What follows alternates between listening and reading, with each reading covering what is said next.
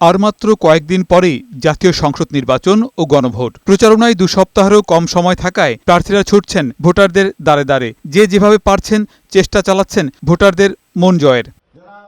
প্রচারণার 8ম দিনে বৃহস্পতিবার দুপুরে শাহবাগে আজিজ সুপারমার্কেটে উঠোন বৈঠক করেন ঢাকা 8 আসনে বিএনপির প্রার্থী মির্জা আব্বাস। এ সময় তিনি বলেন, আগামী নির্বাচন বাংলাদেশের জন্য অত্যন্ত গুরুত্বপূর্ণ। ভোটাধিকার নিশ্চিতে সবাইকে ভোটকেন্দ্রে যাওয়ার আহ্বান জানান তিনি। সোশ্যাল মিডিয়ায়, ইউটিউবে বাংলাদেশ সম্পর্কে, বাংলাদেশের বিরুদ্ধে, বাংলাদেশের ভালো ভালো রাজনৈতিক দলের বিরুদ্ধে যা খুশি তাই বলতেছে। আমি বলবো, আপনাদেরকে অনুরোধ জানাবো, দয়া করে আপনার কারো কথা বিভ্রান্ত হবেন না।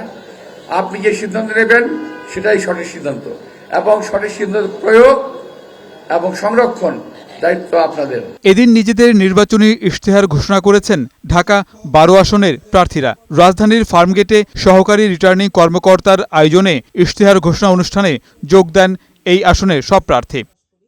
ইশতেহার ঘোষণায় ঝুঁকিপূর্ণ কেন্দ্র চিহ্নিত করে ব্যবস্থা নেওয়ার দাবি জানান বিএনপি জোটের প্রার্থী সাইফুল হক। আর মাদক, সন্ত্রাস, চাঁদাবাজি ও কারওয়ান বাজারকে দখলমুক্ত করার অঙ্গীকার করেন স্বতন্ত্র প্রার্থী সাইফুল আলম নীরব। জামাতের প্রার্থী উন্নয়নে বিভিন্ন প্রতিশ্রুতি দেন। কালো টাকা এখানের একটা প্রভাব কাজ করতে পারে, এটা বিশেষজ্ঞরা, নির্বাচন পর্যবেক্ষকরা, ভোটাররা তারা কিন্তু খুব গুরুতর অভিযোগ তারা কিন্তু হাজির করছেন। এটা আপনাদের বিশেষ নজরদারি, বিশেষ বিবেচনা, এটা আপনাদের নেওয়া দরকার। বিশেষ করে কারওয়ান বাজারকে সম্পূর্ণ চাঁদাবাজ মুক্ত করা হবে।